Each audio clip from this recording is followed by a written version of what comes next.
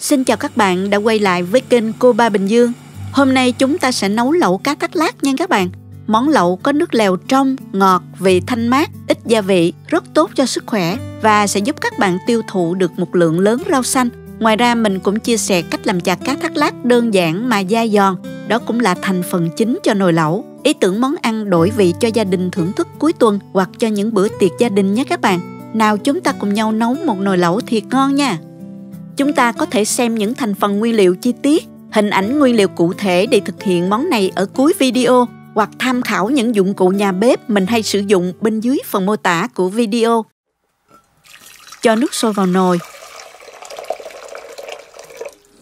Cho vào một muỗng cà phê muối, hành tỏi. Nước sôi mạnh khoảng 1 phút thì mình tắt bếp và đem sườn đi rửa lại cho sạch. Hôm nay mình hầm sườn với nồi áp suất điện. Cho sườn vào nồi, rồi cho vào 2,5 lít nước. Cho hành tây và một củ hành tím vào hầm chung cho thơm, 1 muỗng cà phê muối và 20 g đường phèn.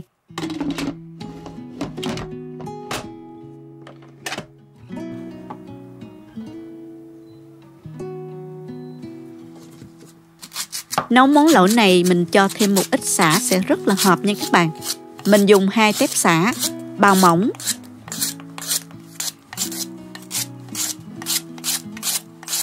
Và mình băm nhỏ để cho vô nước mắm.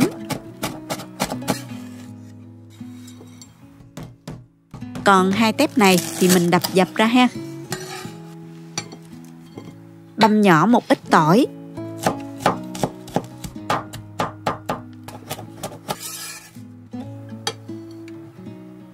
Một củ hành tím.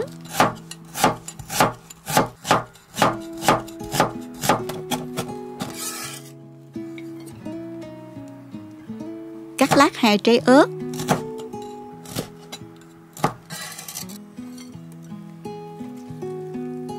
Băm nhỏ một ít gốc hành lá.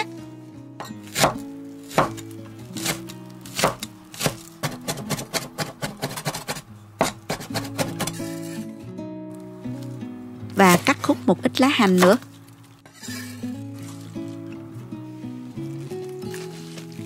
Rau ăn kèm thì mình có hẹ nè, cắt khúc ra như vậy.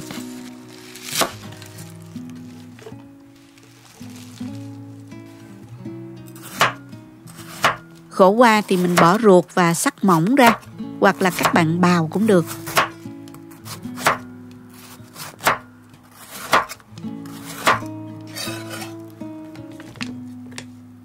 Chả cá ăn lẩu thì các bạn dùng cá thác lác là ngon nhất nha. Cho cá vào thố. Mình có 800 g cá nha. Lượng cá này hơi nhiều, mình quết để dành ăn đó các bạn. Các bạn dùng 400 đến 500 g là đủ cho một nồi lẩu nha.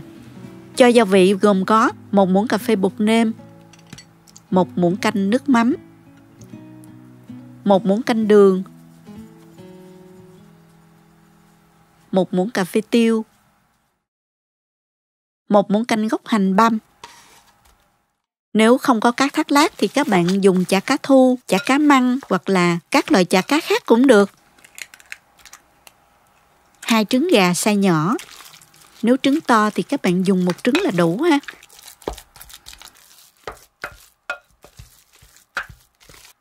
Hai muỗng canh dầu tỏi phi. Mình trộn cho thật là đều lên ha. Lưu ý là nếu dùng chả cá thu hoặc là các loại chả cá khác đó, các bạn nên cho thêm vào 2 muỗng canh bột năng để tạo thêm độ dai cho cá nha. Còn mình dùng chả cá thác lác thì không cần cho bột cũng được, vì thịt cá thác lác rất là dẻo dai đó các bạn. Sau đó các bạn cho ra bịch zip để nhồi. Mình nhồi giống như là nhồi bột vậy đó. Nhồi khoảng 8 phút ha. Khi nào các bạn thấy chả cá dẻo không còn dính vào bịch nữa là được rồi. Bạn làm với số lượng nhiều thì mình cho vô máy trộn bột nhồi cho nhanh ha. Như vậy là được rồi nè. Mình cho ra đĩa dàn phẳng. Khi nào ăn thì mình dùng muỗng sắn và mình cho vào nồi lẩu.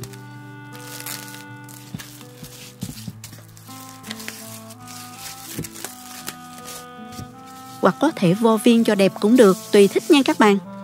Nếu chưa ăn liền thì các bạn nên cho vào ngăn mát giữ lạnh để chả cá được dẻo dai ha.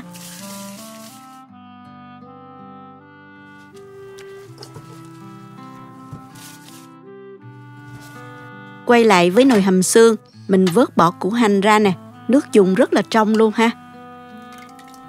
Bây giờ mình cho nồi lên bếp, cho vào 1 muỗng canh dầu, cho vào 1 muỗng canh hành tỏi cùng với sả đập dập, phi lên cho thơm. Tiếp theo thì mình cho vào 2 lít nước dùng. Nếu thấy thích cách mình làm, nhớ chia sẻ cho bạn bè cùng xem nha. Nhớ bấm like và đăng ký kênh. Ngoài ra, nếu thấy video này thực sự hữu ích, bạn có thể gửi tặng ekip thực hiện 1 ly cà phê bằng nút Super 10 hình trái tim ngay bên dưới. Và mình nấu sôi riu riu khoảng 5 phút cho xả ra nước thơm nha. Sau đó nêm vào 1 muỗng canh rưỡi bột nêm, nửa muỗng cà phê muối, 1 muỗng canh nước mắm,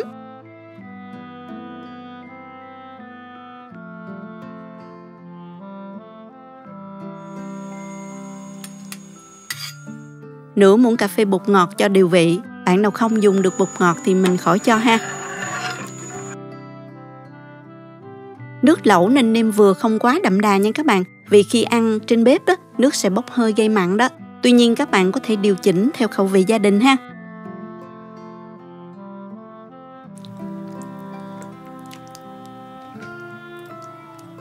Chén nước chấm không thể thiếu đó là nước mắm mặn. Cho thêm sả băm, tỏi và ớt vào nữa nha.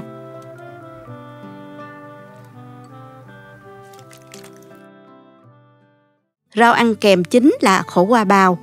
Thêm nấm và các loại rau như là hẹ, tần ô hoặc là rau ngót cũng rất hợp.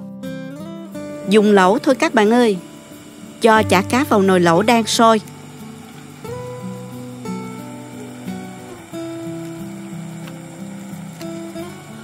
Cá nổi lên là đã chín rồi. Mình cho rau vào nhúng tái và dùng. Khổ qua thì các bạn nhúng vừa chín là ăn liền để giữ được độ giòn và bớt đi vị đắng nha.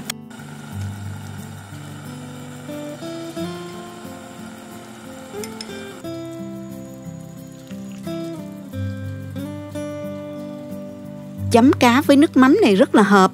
Chả cá dai giòn hấp dẫn lắm các bạn. Nước lẩu rất thơm ngon nha. Dùng món này bảo đảm các bạn có thể tiêu thụ được một lượng khổ qua nhiều mà vẫn không bị ngán. Rất tốt cho sức khỏe, giảm mỡ máu nè, không lo bị tăng cân nữa nè. Chúc các bạn nấu và thưởng thức cùng gia đình thật ngon miệng nha. Cảm ơn các bạn đã theo dõi video. Nếu thích cách mình chia sẻ, nhớ gửi cho bạn bè cùng xem. Bấm like và đăng ký kênh để xem nhiều món ăn mới của mình. Nếu thấy video thực sự hữu ích, bạn có thể gửi tặng ekip thực hiện 1 ly cà phê bằng nút Super 10 hình trái tim ngay bên dưới video. Các bạn cũng có thể truy cập website cobabìnhdương.com để xem công thức nấu ăn dưới dạng bài viết. Chào tạm biệt và hẹn gặp lại các bạn trong video kỳ tới nha.